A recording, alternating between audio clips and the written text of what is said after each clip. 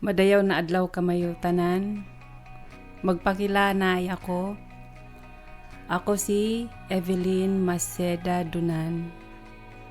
Yaka-duty ako doon ngadto sa Kalayaan Residence Hall, UP Diliman. Isa ako ka security guard. Gikan sang 2008 hangtod doon 2024. Bali, mga 16 na ako katuig naga-serbisyo nga ni sa UP. Ang kanako estado doon ay isa ka single parent sa 3 ka buok ko nga mga anak. Gikan ako sa probinsya ng Hinatuan, Surigao del Sur. Ang kanami inistoryahan ay Kinamayo. Sa pagkadoon sa kanako estado na single parent sa 3 ka buka mga anak, ang kanako ikalipay sa kinabuhi na ang kanako mga anak yapabadi ko sila na mahimsog, walay mga sakit, luyo sa mga kalisdanan sa kanako mga kinabuhi. Ang kanako 3 mga anak, ang kanako panganay grade 12, ang ikaduha ko grade 8 ug ang kanako ikinamanghudan grade 2. Luyo sa kalisod kaluoy sa Ginoo. Mga himsog ing kanako mga anak ug pa-eskwela ko sila ng tarong.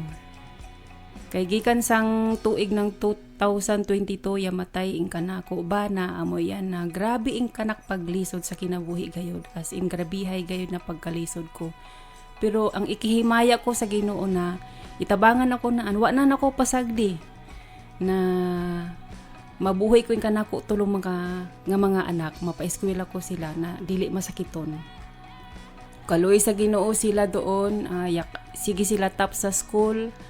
Amo iyan na magatsahuon gid ako pag maglawon kanako mga anak na yakatap ako mama, amo ini amo yan yakatap ako.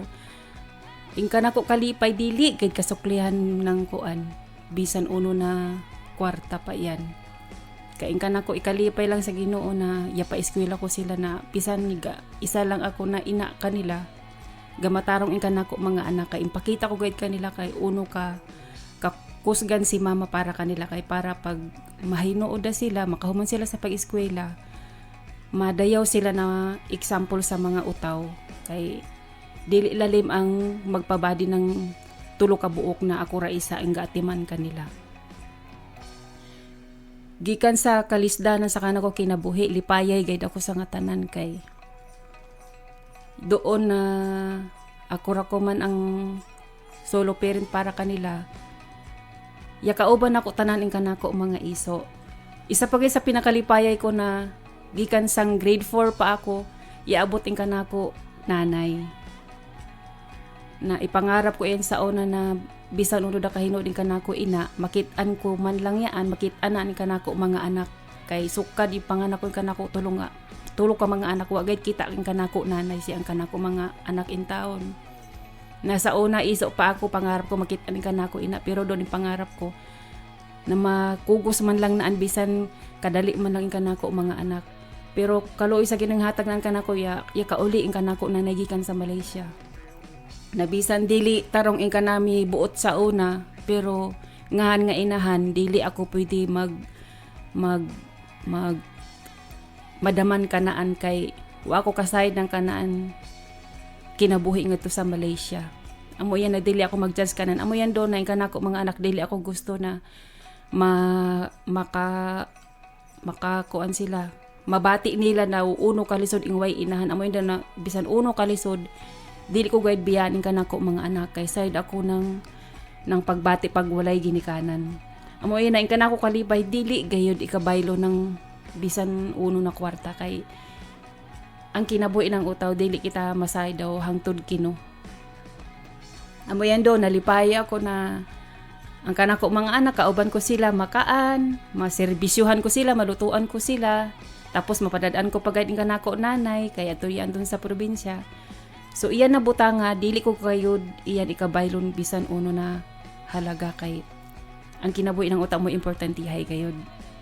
Labi ng pag-atiman mo si mga anak hantod mga dagko sila na aron ka gayud inahan ka paluyo kanunay sing kami mo mga anak. Amo yan do, nagkatrabaho ko sa UP, malipayon ako, bisan unoy problema. Pero nga kauban ako yung kanako mga anak, servisyohan ko sila, malutuan ko sila, lipayay da ko si ana butang. Kay ang mga anak mo pag mandag ko iyan sila, lahi da sa kining kinabuhi nila pag magngaminyo dayon sila, makahuman dayon sila ng eskwela nga bilang inahan kaw. Amura yan kan mo ika-proud guys kan mo mga anak na bisan ikaw ra isa. Ya pa eskwela mo kan mo mga anak iatiman mo sila hantod gabadi. Amura yan pasalamatan ko sa Ginoo. Salamat.